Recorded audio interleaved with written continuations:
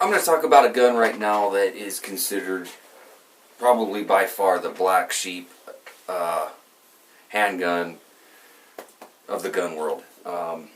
Most people hate this gun. You're either going to like it or you're going to hate it. There's not going to be any really in between.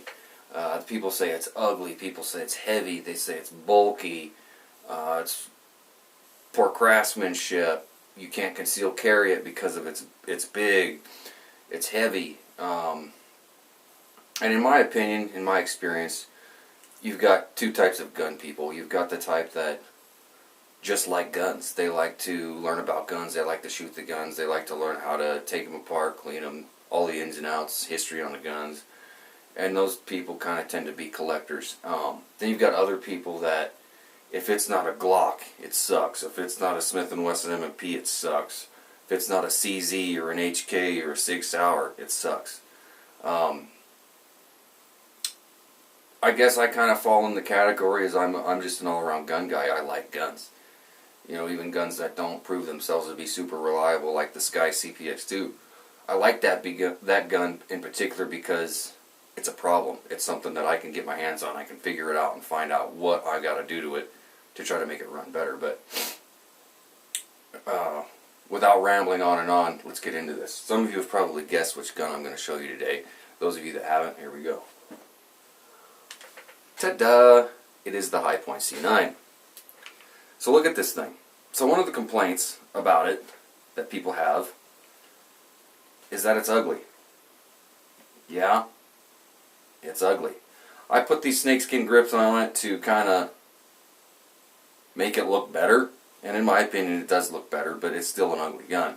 I mean, look at this slide. That's like 2 inches. I mean, it's tall. It's heavy. I mean, it is bulky.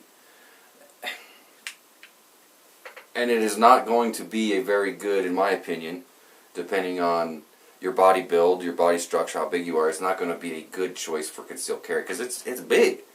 I mean, unless you're 6 foot something and 200 pounds, you're not going to conceal this very well. I mean, me, I'm 5'10", I weigh 165 pounds. I'm not going to conceal carry this gun. There are a couple things about it that I really do like, though. The ergonomics of this, they feel really good. As far as the contours of the grip, it feels good. It doesn't have any stippling on it. It doesn't really have any texture on it. I mean, the grips are kind of slick. Even the factory grips on it, they're kind of slick. But as far as the feel goes, it feels good. It is heavy, but it's got a nice balance to it. Another thing I really like are those sights. It's got 2 in the back. It's got 1 in the front. It is adjustable on windage and elevation. There's your elevation adjustment, and there's your windage adjustment. It's got a safety on it. Magazine holds 8.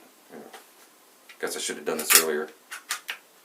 The gun is clear. There's no rounds in it. It is safe. The trigger pull is not bad. You know, if you take it apart and you kind of lube up the trigger and you polish up the trigger bar, it's pretty smooth. It's kind of a heavy trigger, but it's pretty smooth. It's single action only. But if you want to stick around and learn a little bit of history about the company, and I will show you how to break this down, take it apart, don't go away, which is also one of the reasons people hate it, because it does take a little bit to break down. Anyway, stick around, don't go away. Before we get into the history on Highpoint firearms, I kind of want to do a little bit of an unboxing here just to show you what you're getting. This is a $160 gun out the door when I purchased it. So there's some things that we're going to talk about as we go through this review on why they're so much cheaper than 95% of the other firearms. It starts with a cardboard box. That's what it comes in. In the box, you obviously have the firearm. It does not come with these snakeskin grips. I put those on myself. You get 2 magazines, and you get this sight adjustment tool. It helps you adjust your sights. Past that, that's pretty much all you get in the box. In fact, that is all you get in the box, other than some literature, owner's manual, stuff like that.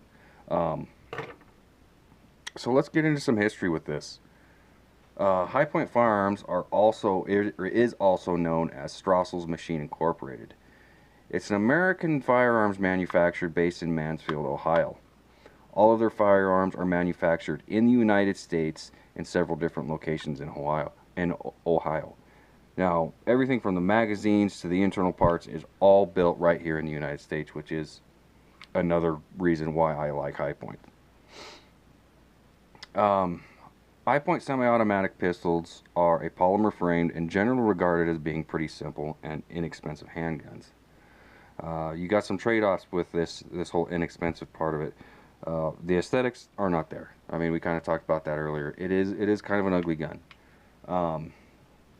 The Highpoint pistols are based on a simple blowback design. Highpoint pistols do not have a breech locking system like most handguns. Instead, they have large, heavy slides that hold the breech closed through sheer mass. I mean, look at that. It's huge. It's just a big weight going forward and backwards.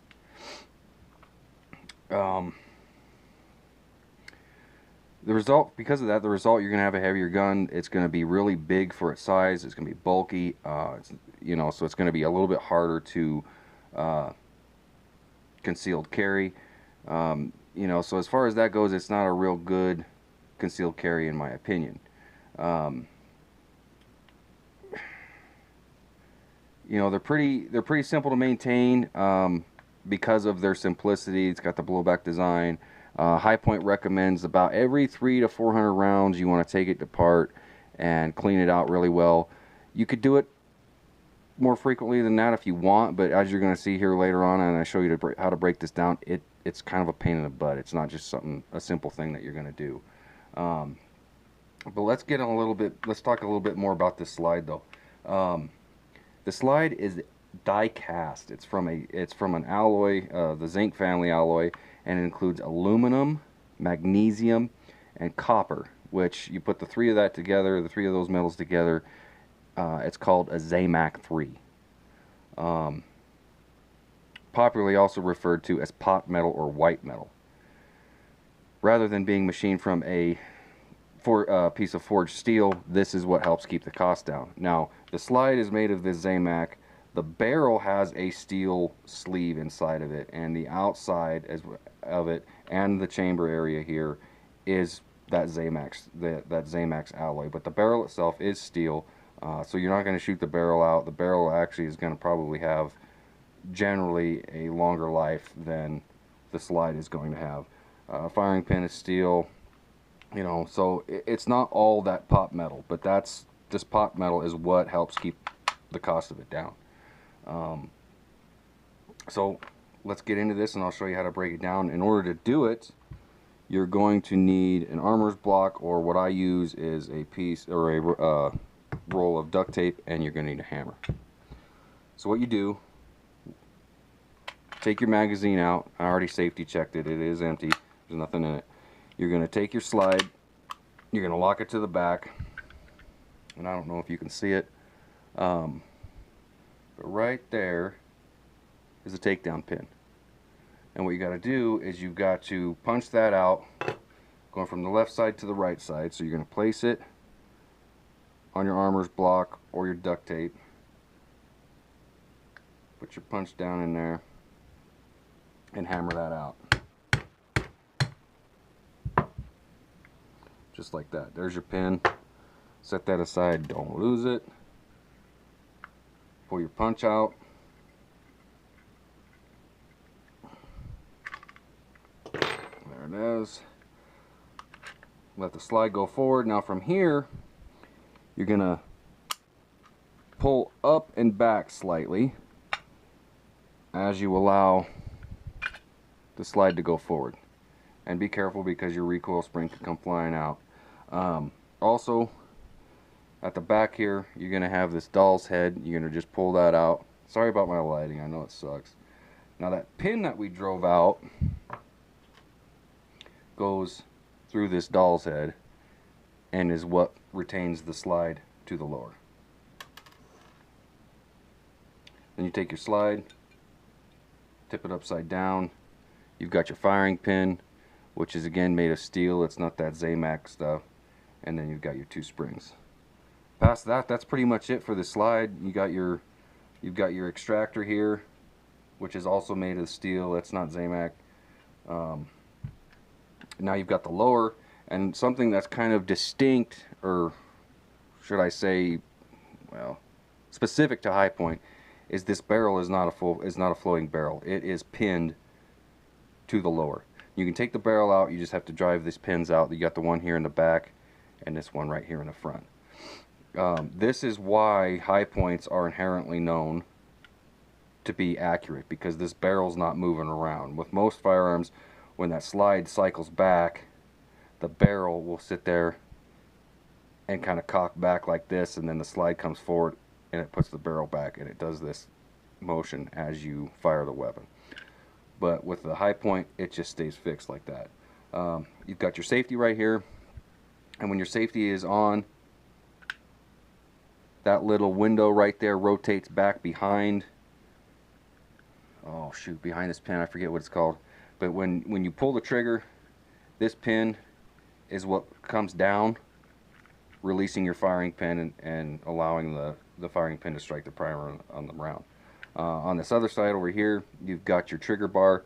Now if you take your grips off, which is really easy to do, I'm not going to do it, but you remove this screw right here, you can remove the trigger bar, and if you polish up the inside of that bar that is up against the polymer, it will actually help kind of smoothen up the trigger. You can also lube up the trigger a little bit to give you a little bit better trigger feel on it. As far as the teardown of it, you know, that's pretty much all there is to it. Just doing a field strip to clean it, you don't need to take your barrel out. After getting mine, I kind of polished up this feed ramp just a little bit to help chambering rounds. There's a guy online, he's got a YouTube channel. His name and the channel name is Jay Dalton, and he's pretty knowledgeable about Highpoints. If you're looking into getting one, I would check out his channel, because he's gonna give a lot of information about them. He shows how to polish the feed ramp, and I can't remember, I think it was about 500 or 600 rounds into shooting his Highpoint, he started having some failure to feed issues with the magazines. So what he did is he went and ordered some Ghost Ink magazine springs. Now these are Glock 43 magazine springs, and they will fit in your Highpoint mags. The metal of these springs is better quality than the metal that the Highpoint mag springs are made of. I don't know exactly what the difference is as far as the metallurgy goes, but he put those springs in his Highpoint magazines and it ran a lot better.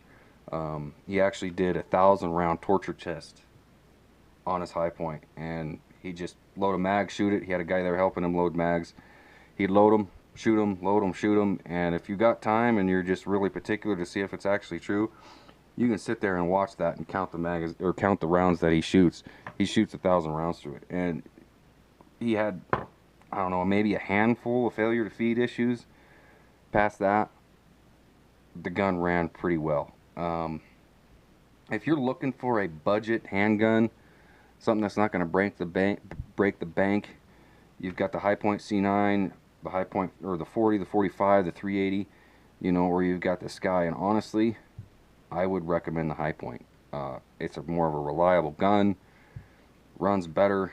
Granted, it's not concealable, it's got less of a round count than the Highpoint, but it's more reliable. And if you want to get a gun that's inexpensive to just, you know, start planking with, learn, you know, fundamentals of trigger discipline and sight picture and stuff like that, going with a Highpoint C9 or any of the other Highpoint products, you're not going to go wrong. I don't know how well they hold their value, but for 160 bucks, you know, maybe 200 tops, who cares? You know, if you can save up for something else, by all means do that. But if you want something that's a little bit budget friendly, this is the way to go. Anyway, going back together with this is just the reverse operation as taking it apart. Put our springs back in.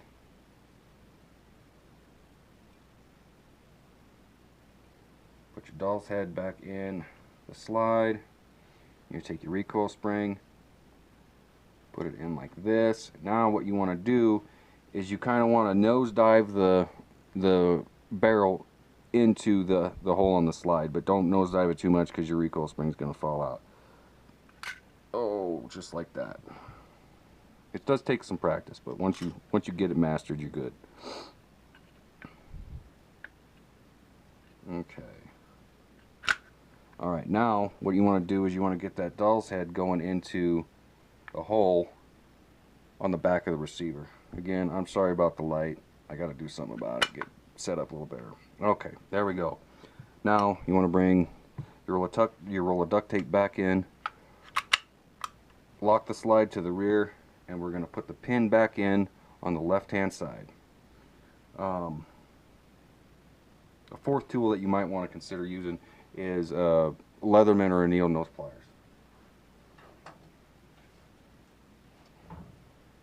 Just kind of help you get that pin started back into the lower receiver. Put the pin in like that.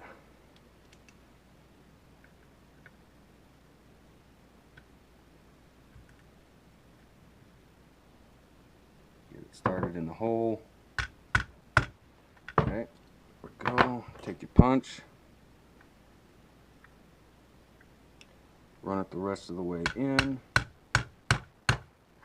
Now when you do this, you want that pin to be equally spaced on both sides. You don't want it sticking out further on one side than the other. And I still need to go a little bit further.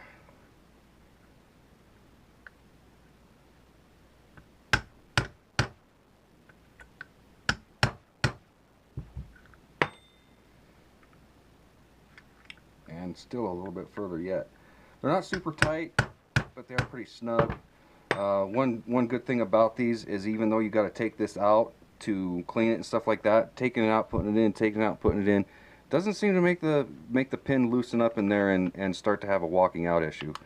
It stays put partially because it's captured on either side of the slide when the slide's all the way forward. So that's pretty much it. You know, for a budget-friendly option, a Highpoint C9 is definitely a good option to look into. It's got nice sights. It's got the two reds in the back, the yellow in the front. That front sight's easy to pick up on when you're on target. Trigger pull's not super terrible. And if you just look at a Highpoint for what it is and you don't sit there and try to compare it to a Glock or a CZ or an HK or a SIG, and you look at it for what it is, what it can do, how much it costs, it's not a bad handgun. So yeah, that's pretty much it. If you've got any questions or comments, leave them in the section below. Please hit that like button, subscribe. I appreciate it. Thank you for watching, and we'll see you next time.